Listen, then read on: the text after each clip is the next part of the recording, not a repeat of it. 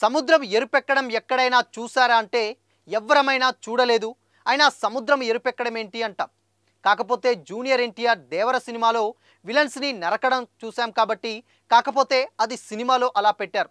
నిజ జీవితంలో అలా ఎలా సముద్రం ఎరుపెక్కుతుంది అంటారు. కానీ నిజంగానే ఒక సముద్రం ఎరుపెక్కుతుంది. అది మామూలు ఎరుపు కాదు, దేవర కంటే మించిన ఎరుపు. మరి ఆ సముద్రం ఎందుకు ఎరుపెక్కింది, దాని వెనుకున్నటువంటి కారణాలేంటి తెలుసుకుందాం.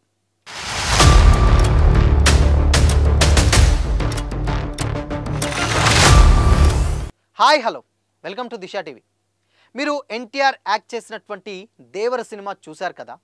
అందులో జూనియర్ ఎన్టీఆర్ శత్రువులను మట్టుబెట్టడంతో వారి రక్తంతో సముద్రంలో నీరు ఎరుపెక్కిన సీన్స్ గూస్ బంప్స్ తెప్పిస్తాయి. అయితే ఇదంతా సినిమాటిక్గా బాగానే ఉన్నా నిజ జీవితంలో ఇలా జరుగుతుందా, సముద్రం ఎరుపెక్కడం ఏంటి అనే డౌట్ మనందరికీ ఒక్కసారైనా వచ్చే ఉంటుంది. కానీ రియల్ లైఫ్లోనూ సముద్రం ఏరులై పారినట్లు సముద్రం ఎరుపెక్కుతుంది. ఎలా అనుకుంటున్నారా? ఇరాన్లోని ఓ బీచ్ వర్షాకాలంలో ఇలాంటి అద్భుత దృశ్యాలు కనువిందు చేస్తాయి. ఎందుకు ఇలా జరుగుతుందంటే, ఇరాన్లోని హర్ముజ్ జలసంధిలోని రెయిన్బో ఐలాండ్ ప్రాంతం చాలా ప్రశాంతంగా ఉంటుంది. ఇరానియన్ ప్రధాన భూభాగం నుంచి కొన్ని కిలోమీటర్ల దూరంలో ఉన్న ఈ ప్రదేశాన్ని సందర్శించేందుకు టూరిస్టులు సంవత్సరం పొడుగునా వస్తూ ఉంటారు. అయితే వర్షాలు కురిసినప్పుడు అక్కడి నేలపై పారే వరద నీరు సముద్రంలో కలిసి ఎరుపెక్కుతుంది. వర్షపు నీరు సముద్రంలో కలిస్తే ఎలా ఎరుపెక్కుతుందనే డౌట్ రావచ్చు.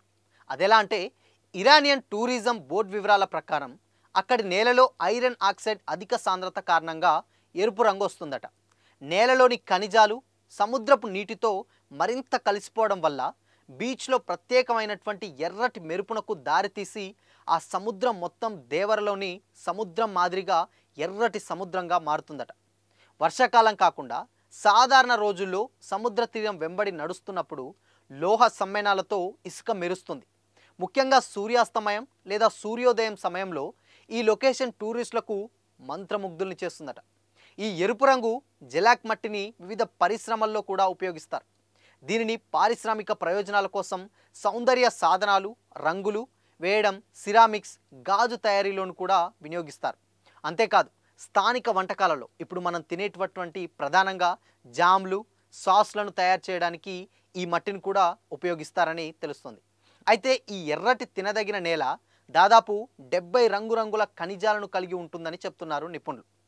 అయితే ఇప్పుడు మనం తినేటువంటి సాస్లు ఏదైతే ఉన్నాయో, ఇక్కడ ఈ సముద్రంలోని నేలకు సంబంధించినటువంటి ఖనిజాలను తీసుకొచ్చి కూడా ఈ సాస్లని తయారు చేస్తారట.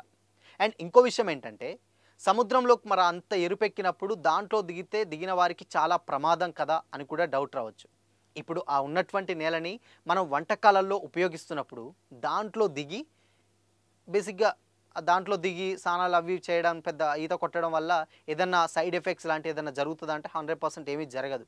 బట్ మరి సాస్లు ఇవన్నీ మంచిది కాదని కూడా అంటారు. బట్ అది ఆర్టిఫిషియల్గా వీళ్ళు దానికి కెమికల్స్ అవి ఇవి వేస్తారు కాబట్టి అందులోని తినడం వల్ల సైడ్ ఎఫెక్ట్స్ వస్తుంది. బట్ న్యాచురల్గా దానికి ఉన్న గుణాన్ని అలానే చేస్తే ఏం కాదు.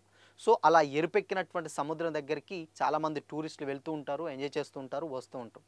అక్కడ ఉన్నటువంటి నేలలోని పరిసరాలు, నేలలోని మార్పులు అంటే అక్కడ ఉన్నటువంటి ఖనిజాల వల్ల అవి సముద్రపు నీటితో కలిసి, సో అందుకొని దాని వర్షపు నీరు చేరడం వల్ల అటు ఆ నేలలోని ఖనిజాల వల్ల ఇటు సముద్రపు నీరు ఇవి మొత్తం మిక్స్ అవ్వడం ద్వారా ఆ సముద్రం మొత్తం కూడా దేవర సినిమాలోని మాదిరిగా సముద్రం మొత్తం ఎరుపెక్కుతుందని చెప్తున్నారు నిపుణులు. సో ఇది మొత్తంగా సముద్రం ఎరుపెక్కడం దేవర సినిమాలోనే కాదు, నిజంగా ఇరాన్లోకి వెళ్తే అలాంటి సముద్రాన్ని డెఫినెట్గా మనం ఎక్స్పీరియన్స్ చేయొచ్చు అన్నమాట.